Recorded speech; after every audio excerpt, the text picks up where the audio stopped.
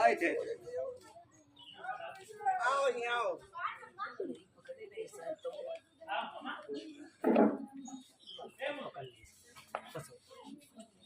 बोलो सदगुरुदेव की शांत रहना।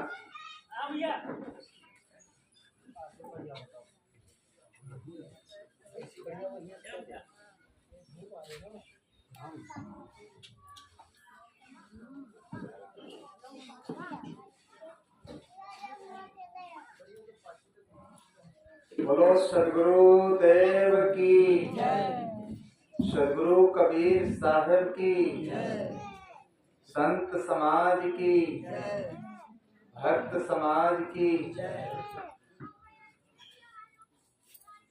सभी शांत रहना, ध्यान से सुनना। अर्चनी बंदनी संत समाज सत्संग प्रेमी बंधुओं एवं श्रद्धा मूर्ति देवियों तथा प्यारे बच्चों, जीवन में ऐसे समय बहुत कम आते हैं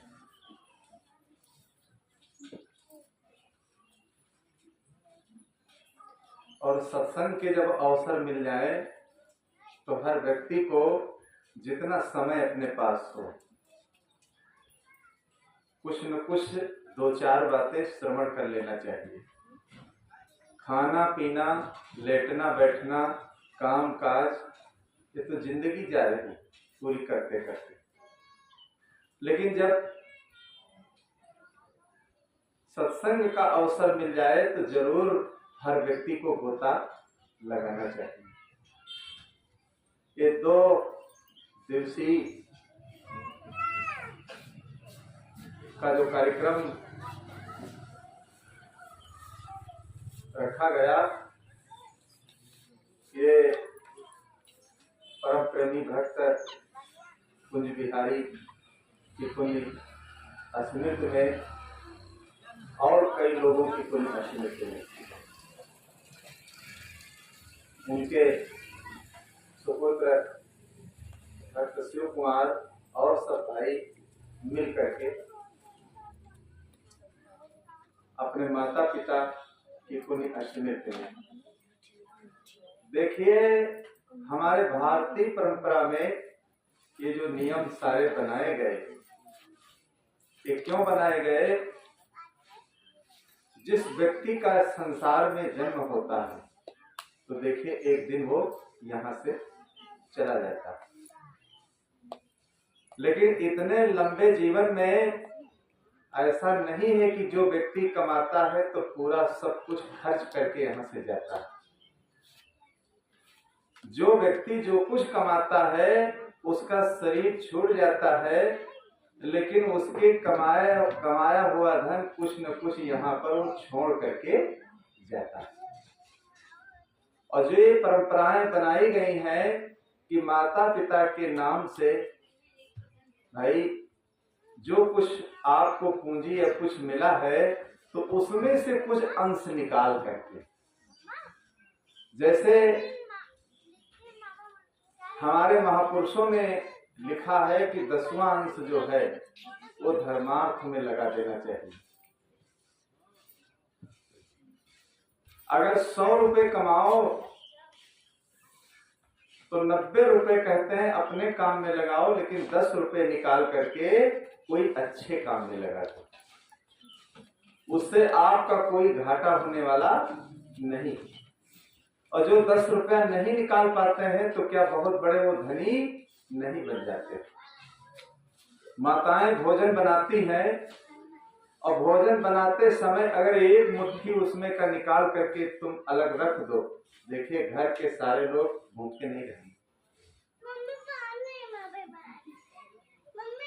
और एक मुट्ठी अगर उसमें बढ़ा दो तो देखिए रसोई में भोजन बचेगा नहीं, वो भी खा जाएगा।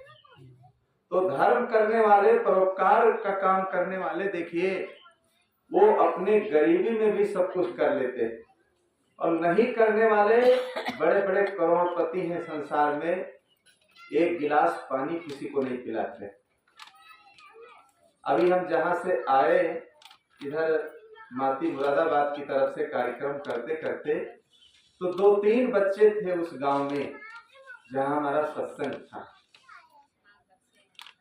तो कुछ पैसे उनको मिले होंगे कहीं से ननिहाल में, तो 2 किलो चीनी मिला करके वही शरबत घोल करके अपने दरवाजे पर पिला रहे।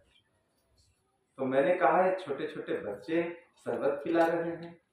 कहीं हाँ, इनके सबके मन में हुआ कि सब लोग बड़ा बड़ा भंडारा करते हैं, तो हम लोग 2 किलो चीनी घोल करके पिला देंगे बच्चों को।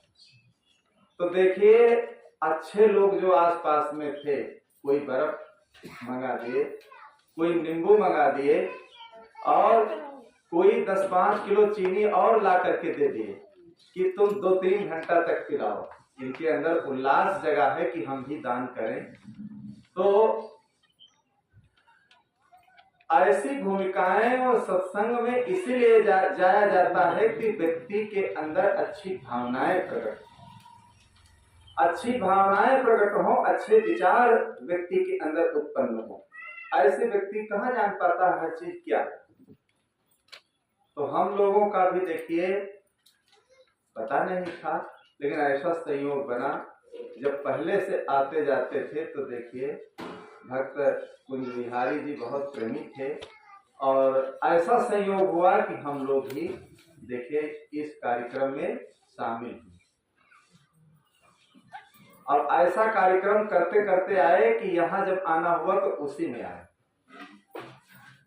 देखिए समय और अवसर ऐसे होते हैं कि जिसका प्रेम होता है, अंदर से लगन जिसकी होती है, तो देखिए उस व्यक्ति को अगर नहीं सूचना दी गई है फिर भी वो व्यक्ति आ जाता है। और ऐसे ही एक घटना हमारे जीवन में घटी थी। हम लखीमपुर में थे और ट्रेन से आ रहे थे लखनऊ। तो सीतापुर में एक भक्त थे हमारे जज स्टोनो, जो श्रीवास्तव थे। उनके पिता भी स्टोनो थे, वो भी स्टोनो थे, और पहले से हम लोग गुरु जी के साथ वहां आते जाते थे। संयोग बस उनका शरीर छूट गया, जो उनके पिता स्टोनो थे। हम जब सीतापुर आए रेलवे स्टेशन पर, देखिए हमारे पास कोई फोन नहीं गया था। उनके बच्चे दुबई, अमेरिका, कहाँ थे, सब आए थे। तो हमारे मन में ऐसे ही हुआ, जब सीतापुर ट्रेन आई तो स्टेशन ट्रेन से हम उतर गए। हमारे मन में हुआ कि बहुत दिन से गए नहीं और सीतापुर होकर निकल रहे हैं, चलो स्टोनो जी से मिल ले रात भर, और सुबह वाली ट्रेन से लखनऊ चले जाएंगे। तो स्टेशन पर उतर करके तुरंत रिक्शा में बैठे। फोन भी हमने नहीं किया कि हमें ले जाओ, रिक्शा वो आवाज दे रहे थे, फिर उसी में बैठ गए। हमने कहा जहाँ स्टोनो जी की कोठी है वहां हमें आप उतार देना। वो प्रसिद्ध थे, उन्हें लोग जानते थे। तो जब वहां हम गए, उतरे रिक्शा से, तो वहां बहुत भीड़ थी। तो उस भीड़ को देखकर हमें आश्चर्य लगा कि कोई कार्यक्रम है, क्या है, और हम जानते भी नहीं थे। लगता शादी है, शादी ब्याह में हम लोग आते जाते नहीं है, और अब तो रात में रहना कठिन होगा। सब बजाएंगे, और सब आजकल शादियों में नाचते हैं, क्या क्या करते हैं, पहले की सभ्यता तो रही नहीं आजकल तो पी के शराब देखिए इतना नाचते कूदते हैं कि सारी सभ्यता ही नई पीढ़ी में देखे खत्म हो रही। तो जब वहां उतरे तो एक आस का कार्यक्रम होता है, एक शोक का होता है। तो वहां सब सुस्त थे, चेहरे पर सबके उदासी थी। तो हम समझ गए कोई घटना घटी। तो जैसे उतरे, वो दरवाजे पर थे, हमें देखे, हम 2 महात्मा थे। तो तुरंत जैसे हमको देखा तो वो रोने लगे। और कहने लगे कि सबको मैंने बुलाया लेकिन आपको कोई फोन भी नहीं किया और आप कैसे आ गए। तो हमने कहा हम लखनऊ जा रहे थे लखीमपुर से, हमारे मन में हुआ कि लाओ मिल ले, इसीलिए हम आए। तो हमको ले गए जहाँ ऊपर को लेटाए थे, तो वहाँ गए, देखा शरीर उनका छूट गया था, लेटाए थे घर में।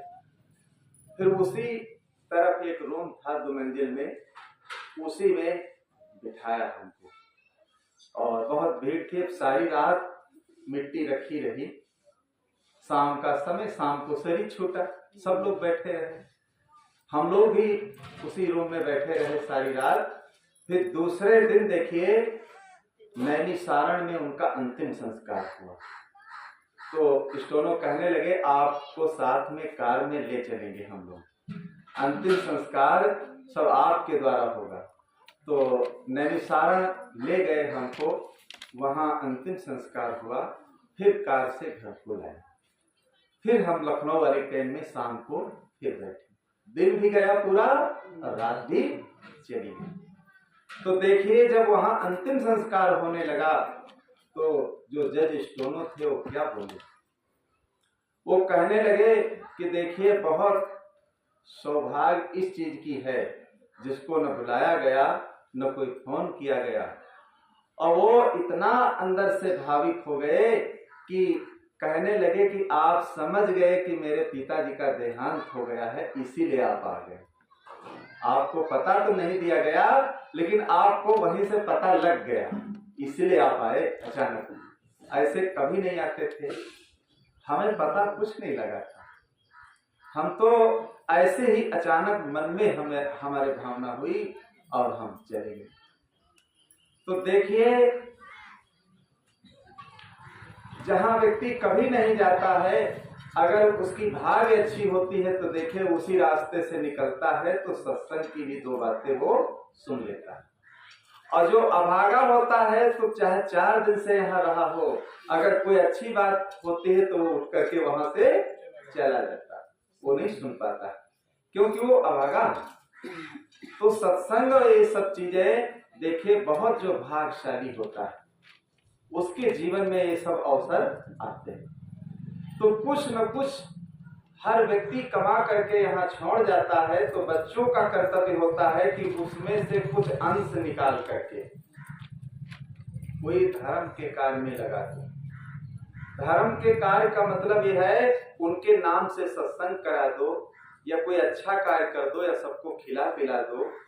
ये सब सारी परंपराएं हमारे भारतीय परंपरा में बनाई गई, लेकिन धीरे धीरे उन परंपराओं में कुरीतियां फैलती गई। दहेज प्रथा है, मृत्यु भोज है और सती प्रथा है। इन सब चीजों को फैलाते फैलाते पुरोहितों ने इनके नाम से देखे जनता के धन को लोग शोषण करने लगे। धीरे धीरे वो परंपराएं जो थी वो लोप हो गई, जो अच्छी परंपराएं थी, और धीरे धीरे वो गलत परंपराएं वहां पर उपस्थित हो गई सारी। और जब गलत परंपराएं उपस्थित हो गई तो जो लाभ समाज को मिलना चाहिए वो नहीं मिल पाया। तो विवेकी और विचारवान जो लोग होते हैं तो देखिए उसमें का कुछ अंश निकाल करके कोई अच्छा काम कर देना चाहिए। कोई अच्छा काम कर दो, ऐसा काम कर दो कि जिससे हमारे पिता जिस रूप में थे, जैसे थे वो कहते उसी रूप से वो करना चाहिए। कुछ लोग भक्ति भावना में जुड़े होते हैं, धर्मवान पुण्यवान होते हैं, श्रद्धालु होते हैं, साधु संतों के प्रेमी होते हैं। तो कुछ लोग ऐसे होते हैं कि जीवन उनका पूरा चला जाता है, अपने जीवन में कुछ नहीं कर पाते, अपने जीवन में एक महात्मा को अपने दरवाजे पर नहीं बुला पाते हैं या कोई अच्छा कार्य नहीं कर पाते हैं। कुछ ऐसे लोग भी संसार में होते हैं, लेकिन जो लोग जीवन में अच्छे काम करके जाते हैं देखिए उनके मरने के बाद भी उनका नाम होता है और मरने के बाद भी उन्हें लोग याद करते हैं। कबीर जब हम पैदा हुए यह जग हंसे हम रोए, और ऐसी करनी कर चलो और हम हंसे जग रो। कहते हैं बच्चे का जन्म होता है, भक्त होने का मतलब ये नहीं कि केवल कंठी पहन लो गले में बस काम हो गया और कंठी को लटकाए लटकाए घूमो इधर उधर। वो कंठी कुछ नहीं बताती है, वो तो लकड़ी है, वो कुछ बताने वाली नहीं है, वो तो एक चिन्ह है। अभी कोई वर्दी पहनकर आ जाए, कोई मिलिट्री का नौजवान आ जाए, कोई पुलिस वाला आ जाए तो लोग तुरंत खड़े हो जाएंगे। इसी प्रकार वो तो एक चिन्ह है अहिंसा धर्म का। अहिंसा धर्म का चिन्ह है कि शराब न पियो, मांस न खाओ, गंदे काम न करो। बताएंगे संत लोग, जब संत लोग आ जाएं अपने बहुत बड़ा समय निकाल करके और तुम 1 मिनट 10 मिनट का समय न निकाल पाओ तो भक्त होने से समझ लो बिल्कुल बेकार। तब तो समय निकाल लो जब तुम्हारे घर में आ जाए। घर में आ जाए फिर भी समय न निकाल पाओ, 10-20 मिनट की बात न सुन पाओ तो मनुष्य जीवन के बारे में क्या समझ पाओगे? कुछ नहीं समझ पाओगे। हाथ को देखिए, सिगरेट ना समय लेता है, तम्बाकू खाता बेकार, सरीना जाना अर्जेंट जाता हो तुरंत रुक कर पी ली और पी कर फिर चल दी। अरे लोग ऐसे होते हैं, कितना अमृत दूध को बेच लेते हैं। एक परिवार में हम गए थे तो जितना दूध होता था बेच लेते थे और पूरा परिवार बीड़ी सिगरेट पीते थे। बताओ कितने अज्ञानता। अमृत को बेचते हो, बच्चों को खाओगी तो बच्चा दिल दिमाग से बढ़ेगा। भाई पढ़ाई लिखाई में बुद्धि की जरूरत है।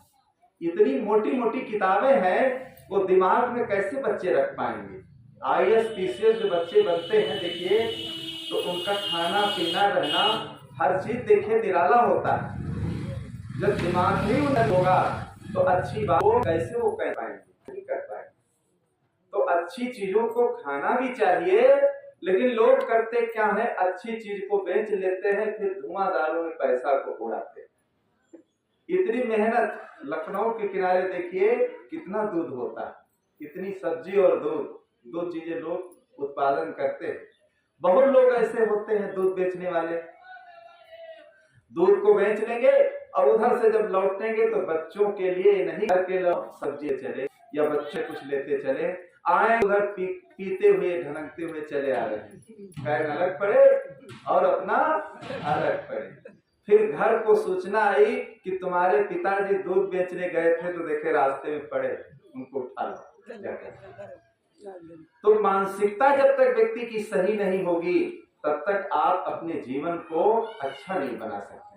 हम लोग क्या है, 1-2 दिन के लिए आए हैं, चाहे लेटे लेटे भोजन दो, हम लोगों को तो आराम है, क्या कुछ सुनाना नहीं, कहना नहीं, खाए पिए अपना चले।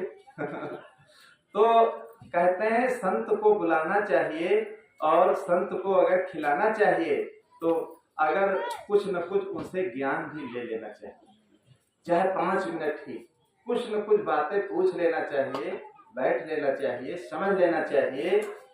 तभी अपने जीवन में आप शांति पा सकते हैं, जीवन को अपने अच्छा बना सकते हैं। तो देखिए बहुत ही अच्छा अवसर सबको ये प्राप्त हुआ कि पहले से हम बचपन से आते जाते थे और सब लोग यहाँ मिलते थे, और तो कोई व्यक्ति के ना रहने पर कहते हैं अगर उसमें सत्संग किया जाता है तो सोने में सुहागा हो जाता है, सोने में सुहागा हो जाता है। तो जैसे भक्त कुंज बिहारी जी देखिए संतों के प्रेमी थे और श्रद्धालु थे, तो देखिए उसी प्रकार कहते हैं भाव और भक्ति जो जीवन भर व्यक्ति करता है तो उसके न रहने पर भी कहते हैं सत्संग जरूर होना चाहिए, तब उस आत्मा को शांति मिलती है। लेकिन लोग क्या करते हैं, मुंडन में है, बर्थडे में है, जन्मदिन में है, या और अपने माता पिता के शरीर छूटने के बाद है ऑर्केस्ट्रा करवा देंगे, रंडियों का नाच करा देंगे, लाखों रुपए लोग फूंक देते हैं धुआंधारों में। लखनऊ जिले में एक भक्त थे, उनके माता पिता का जब देहांत हो गया तो देखिए संतों को तो बुलाना बड़ी दूर की बात रही, जब उनकी तैरवी किए तो करने के बाद देखे नौटंकी करा दी और 2 जोड़ा बेस्याओं को बुलाए और बजा नगाड़ा रात में जब, तो देखिए सब चारों तरफ से तांता लग गया, भीड़ नहीं लगी। छोटे छोटे बच्चे ये भी सब वही हाथ पांव हिलाना सीख लिए जैसे वो लोग सब कर रहे थे उसमें। भाई नाच नाटक में क्या होता है, बच्चे लोग भी वही सीखते हैं। जैसा बच्चे देखेंगे वही तो रंग उनके अंदर आएगा। जैसा बच्चों, जहां पर बच्चों को ले जाओगे जो काम होगा वही बच्चे सीखेंगे। संतों के पास बैठने में, मिलने में, जुलने में शर्माएंगे। अगर संत बैठे होंगे तो घर छोड़ देंगे। अनेकों घरों को हम लोगों को जाना होता है, तो पूरी रात देखिए सब ऑर्केस्ट्रा यही सब देखते रहे। फिर 3-4 दिन के बाद उसी क्षेत्र में हमारा जाना हुआ, तो हम पूछने लगे कि वो भक्त जी तो खत्म हो गए। कहीं हाँ साहब खत्म हो गए, उनके बच्चे करिश्मा दिखा दिए। तो हमने कहा क्या करिश्मा दिखा दिए? कहीं करिश्मा, आप लोग बहुत दिन से उनके घर में आते जाते थे लेकिन बच्चे लोग कुछ नहीं सीख पाए। हमने कहा क्या हुआ? कहीं हुआ क्या? उनके मरने के बाद जब वो सब हुआ कार्यक्रम और उसमें न मालूम कितनी बेस्याएं सब नाची, सब हाहाकार मच गया, नोटों की गड्डियां बौछार हो गया सब। तो करिश्मा दिखा दे, सब भक्ति भावना उनके मरते ही घर से चली गई, खत्म हो गई। तो देखिए गलत परंपरा को लोग अपने घर में कायम रखते हैं और ये परंपरा नहीं कायम रखते। हमारे पिताजी क्या करते? हमारे पिताजी जो अच्छा काम करते थे, कहते हैं उससे सीख नहीं लेते कि हमारे पिताजी कैसे थे। अगर घर में गलत कोई परंपरा है तो उस परंपरा को कायम रखें कि हमारे घर में भक्ति नहीं होती, हमारे घर में भक्ति नहीं छाती, हम भाई भक्ति कैसे करें। लेकिन ये नहीं कहेंगे कि हमारे पिताजी भक्त थे तो हमको भी कुछ न कुछ उस मार्ग में चलना चाहिए। तो ऐसे कार्य करके देखिए क्या हुआ। 4 बच्चे थे, धीरे धीरे जिस दिन से पिता का देहांत हो गया संतों का आना जाना बंद हो गया। सब शराबी कबाबी हो गए, उनके बच्चे सब धीरे धीरे सब मवाजा की जमीन बेच बेच करके सब धुआंधारू कर दी। देखिए जहां संतों का आना जाना बंद हो जाएगा तो धीरे धीरे लोगों के अंदर गलत प्रवृत्तियां पैदा होती जाएगी। क्योंकि अच्छी चीज जब बच्चे सुनेंगे नहीं, अच्छी जगह जब जाएंगे नहीं, तो उनके अंदर अच्छे संस्कार कैसे आएंगे, अच्छे विचार उनके अंदर कैसे आएंगे। तो अच्छे विचार, अच्छे संस्कार देखिए तभी आते हैं जब हम अच्छी जगह जाते हैं और जब हम अच्छी बातों को सुनते हैं सही ढंग से। तो अच्छी बातों को सुनना और समझना, अच्छा काम देखिए करवाने वाले तो कम लोग होते हैं, लेकिन कोई व्यक्ति अपने धन को खर्च करके अगर अच्छा काम करता है, करवाता है, वो भी बहुत कहते हैं महान होता है। वो भी बहुत महान होता है, क्योंकि कमाए हुए धन को अच्छी जगह खर्च करना ये भी सबके बस की बात नहीं होती। शुभ काज को छोड़ी कुकाज करे, धन जात सदा बिरथा तिनको।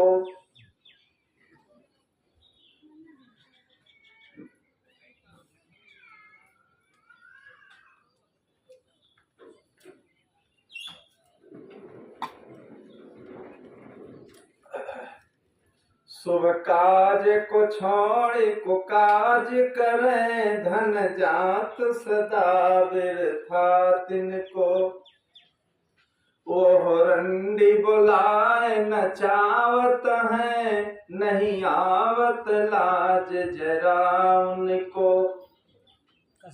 शुभ काज को छोड़ कुकाज करे, धन जात सदा बिरथा तिनको।